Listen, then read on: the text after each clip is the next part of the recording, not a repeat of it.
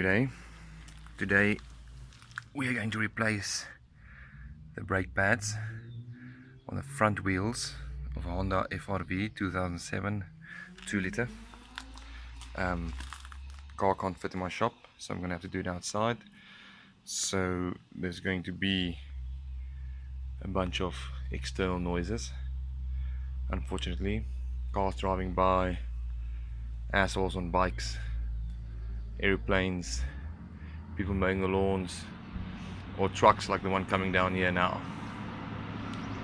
Say hello to the blue truck. Okay, anyways, I'm gonna start by putting the car, getting the handbrake up, leave the car in neutral because we're gonna have to turn the wheels. Then for extra precautionary measures, I always just put a brick behind the back wheels, or one of the back wheels. I'm gonna do it with the jack that comes with the car. Seeing as you can use this video also just to replace a tire. If you look here underneath, you'll see he has a bit of reinforcing. It stops here. This is where you put the jack. Let me get the jack. I'll read it at the other side just to make sure I know what to show you guys. Let's get the jack here.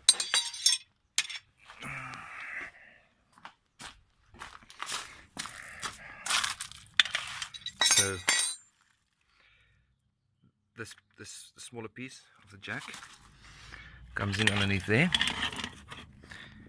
Okay, maybe I must put the light on. Let's see if I can put the light on. Steady on. Okay, excellent. So we just lift it up so the groove catches that piece of reinforcing. As it's got it, and it's getting tighter.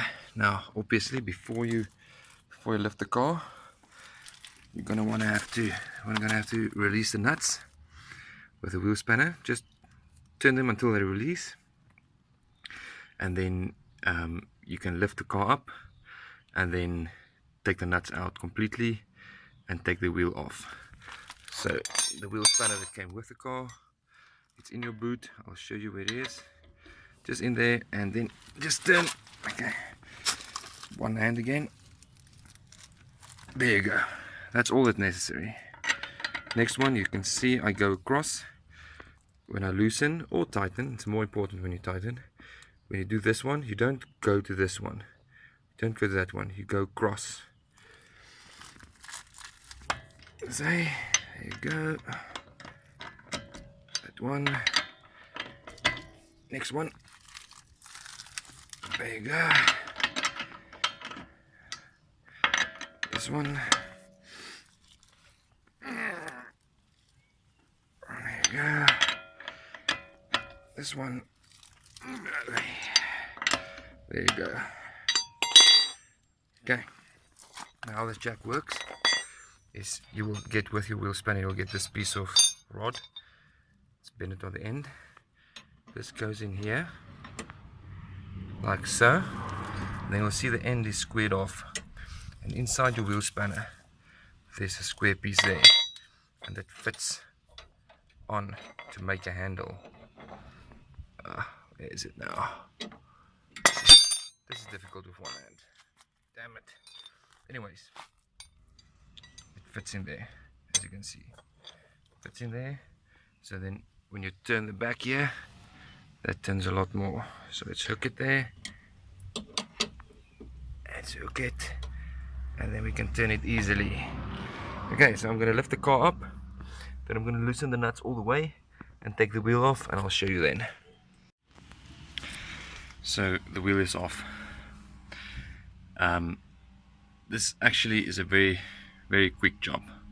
If nothing goes wrong and everything works according to plan, you can probably do this in about 15 minutes per wheel. Obviously per wheel. If you check on the back of the calipers, go back here. There's a nice big bolt here, and then on the other side there's one. There's the other one. Okay, Those are the ones, the only two you want to loosen. When you loosen those two, this whole unit, this whole thing comes off. What I saw on the other wheel was that previously, I don't know what causes this. It will obviously happen, but I would have assumed it will not happen as quickly as it did. There's a little bit of an edge here. As the brake pad goes on the what do you call this, disc, on the brake disc, it wears the disc out, obviously not as quick as a brake pad, but I mean, if you've changed the brake pad 7 or 8 times already, there's going to be a reasonable amount of wear on the discs, and this creates this little edge here. This edge at the moment is probably about 1.5 millimeters thick already, deep. Let's call it deep. Now this stops me from removing the old caliper. So in a further video, I don't have time now, I'm going to take the discs off and grind all the way to make it flat again. I don't have time for that now. I gotta pick up the kids in an hour. So all I'm gonna do is I'm gonna take the grinder, I'm gonna use an abrasive wheel, not the grinding wheel. I'm going to use this one. This one that's got the little pieces of sandpaper on it. I find it's a lot easier to work with than the abrasive wheel, as the abrasive wheel takes off a lot more material at a time, but I don't want to damage the discs. So the one I've got here is a 80, and only thing I'm going to do is I am going to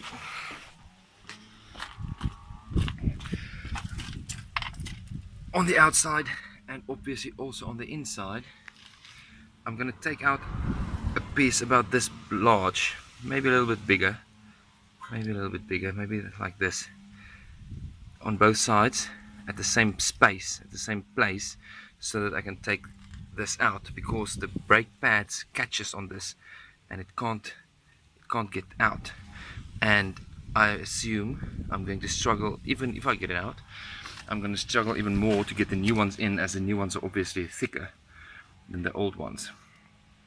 So I'm going to get to that. I'm going to grind this off, and on the back, and I'm going to loosen these nuts. That is these big ones that I showed you, those ones. That is a, let me just make sure, I think that's a 17. Let me just check here. Yeah, that's a 17. So use a 17 socket or spanner. I don't think you're going to manage with a spanner. There's not a lot of room in there. I'm going to loosen those two. I'm going to grind this off. I'm going to take the caliper off. What also helps a lot is this brake fluid pipe. It's on a bracket here. If you loosen this bracket, then this whole caliper can lie on the ground here, and you can work on the ground without having any tension on any of the fittings of the pipe, because if that pipe breaks, it's a hell of a job. I mean, you need to replace a pipe, you need to bleed out the whole system, and I don't want to do all of that. So I'm gonna loosen this bracket, loosen the 2 bolts, grind this, then I'll get back to you. So here we are. The caliper is on the ground. Here's the 2 brake pads. They take out really easy. Just push the front one forward. There you go. Out you are. This one backwards. Out you are. Now what I do is I take a G-clamp and I put the flat end of the G-clamp. You'll see this thing here. That's the thing that actually pushes forward when you push on the brake pedal, and I need to push that back in to make space for the new pads. So this little part of my G-clamp, that part I put here on the back of this bolt. The flat part of my G-clamp I put on here, and I just tighten it, and then this pushes it back in. Now what you gotta watch out for when you do that, because when you push that pad or that I don't know, plunger, I don't know what you call it, when you push it back, it's obviously going to push fluid back into the system, and brake fluid is very corrosive. You know, if it's going to get on your car paint or something, it's going to strip the paint. You don't want it to spill, not at all. So you're going to have to come check on your reservoir. Now luckily for me, I don't know if it's lucky in this instance, but I mean, it's not even close. There's minimum, there's maximum, it's not even close to full, so the chances are it's not going to boil over. But if you have it on full there, I would suggest maybe stop it every few turns with the G-clamp and come and look at where the level is on the fluid, or have somebody stand here and watch for you so they can tell you, listen, it's stopped now, we got to drain a bit of fluid or whatever. While I'm here, just quickly want to tell you, when you replace brake fluid, you will always see on the cap, close to the bottle, or in your book somewhere, it will tell you exactly what type of brake fluid to use. Now my car, because it's a bit older, it says, it does still state .3, but it does say use only .3 or .4 brake fluid. Most cars, I know a few of the older Corollas and Taz models, they say use .3 only, but the only difference between the .3 and .4 is the amount of heat the fluid can handle. .4 can handle a lot more heat than that .3. There's no difference in the viscosity or anything like that. So if your car say that you are allowed to use .3, you know automatically that you are also allowed to use .4. If your car states .4 only, then you cannot use .3. But I mean, .3 is old technology. You're going to struggle to find .3 brake fluid anyways. So if it says .3, you cannot find .3 anywhere, use .4, it's 100%. Okay, so I'm going to push this back with a G-clamp. I can't do that with one hand, so I'm going to have to stop the video. I'm going to push that back, and then I'm going to try to see if I can show you if I can put the new brake pads in with one hand, and because it's quite easy. And then we just got to put it all back together.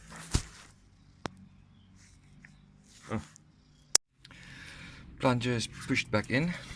The new brake pads had these nodules on the top that the old ones did not have. There's no space for that in here, so I went to the bench and I grinded it off. I don't have time to go drive another 15 kilometers just to replace the brake pads. I think the guy probably gave me the pads for the diesel model or something. But anyways, easy enough. Obviously the pad side, that's the back side. The pad side goes obviously towards the disc. Put it in. You'll see here the corner, there's little springs there. There's a little spring, it just fits in there. Let's see if I can do this with one hand. I'm going to assume not, but maybe. One is in. Ah shit, I don't want to take out the spring. There you go. One is in. As easy as that. Now after doing this, I realized I should have put the back one in first because of this bracket. I don't know what this bracket is for. I'm not going to take it off.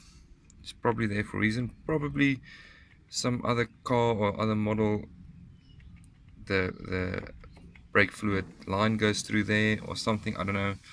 I'm going to leave it in. It helps me when I put it in to pull at the back, to pull it tight, so I just leave it on. But because of that, I need to put the back one in first, so pop this one out.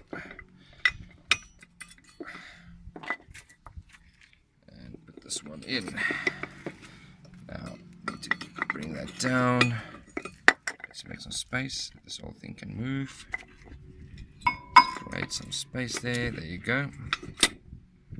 In it is.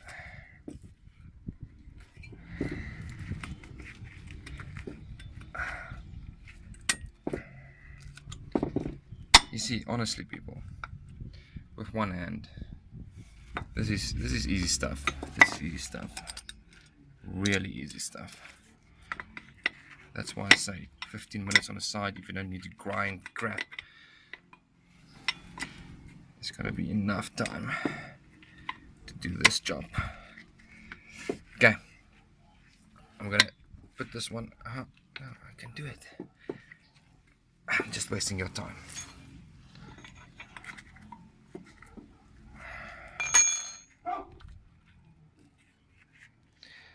Can't bring the camera stand out here. There's no space for it here. There you go. How easy is that? Now let's see if I can put it back on with one hand.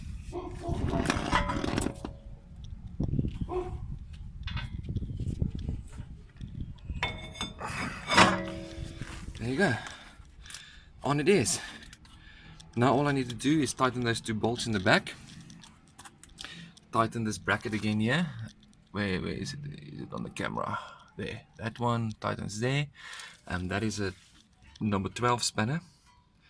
And then I got to put the wheel back on. So I'm not going to show you all of that.